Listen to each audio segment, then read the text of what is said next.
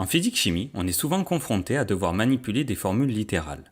Nous allons voir dans cette première vidéo la méthode pour y parvenir à tous les coups grâce à 3 exemples plutôt simples. Nous aborderons des exemples plus complexes dans les prochaines vidéos. Démarrons avec la formule littérale de l'énergie mécanique, EM égale EC plus EP. Ici, on cherche à isoler l'énergie cinétique EC. Pour y parvenir, il faut réussir à mettre l'énergie cinétique seule d'un côté du égal et donc la débarrasser du plus EP qui est à côté d'elle. Pour cela, il va falloir faire l'opération inverse à plus EP de chaque côté de l'équation. Comme on le voit affiché dans le tableau, l'opération inverse de l'addition est la soustraction. On fait donc moins EP de chaque côté du égal et on effectue les simplifications là où c'est possible.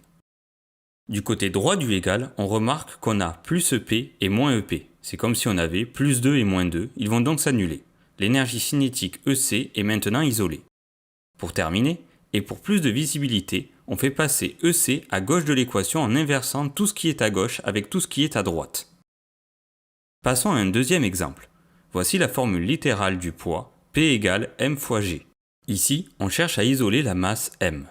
Pour y parvenir, il faut mettre la masse M seule d'un côté du égal et donc la débarrasser du fois G qui lui est associé.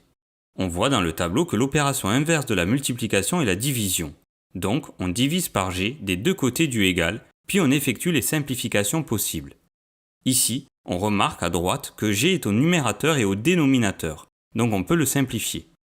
Ainsi, nous avons réussi à isoler la masse et comme précédemment, pour plus de lisibilité, on inverse ce qui est à gauche avec ce qui est à droite, pour avoir une formule qui démarre par M égale.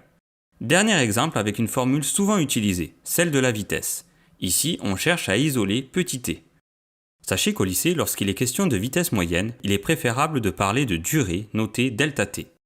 Comme t est au dénominateur, il est préférable de manipuler la formule pour le faire passer au numérateur. Le fait qu'il soit au dénominateur signifie qu'on divise la distance par le temps. On va donc faire l'opération inverse de diviser par t, c'est-à-dire fois t à gauche et à droite du égal. Et on voit qu'on peut simplifier par t à droite du égal puisqu'il est au numérateur et au dénominateur. Cherchons maintenant à isoler t, qui pour le moment est encombré d'un fois v. Comme tout à l'heure, l'opération inverse de la multiplication étant la division, on divise par v à gauche et à droite de l'équation. On effectue bien évidemment la ou les simplifications possibles, donc ici, côté gauche, on élimine v puisqu'il est au numérateur et au dénominateur. Maintenant, t est bien isolé et on a la formule t égale d sur v. Comme dit précédemment, au niveau lycée, on aurait plutôt remplacé le temps par la durée notée ΔT. Voilà, cette vidéo touche à sa fin. Dans la suivante, on va utiliser la même méthode mais avec des formules littérales un peu plus complexes.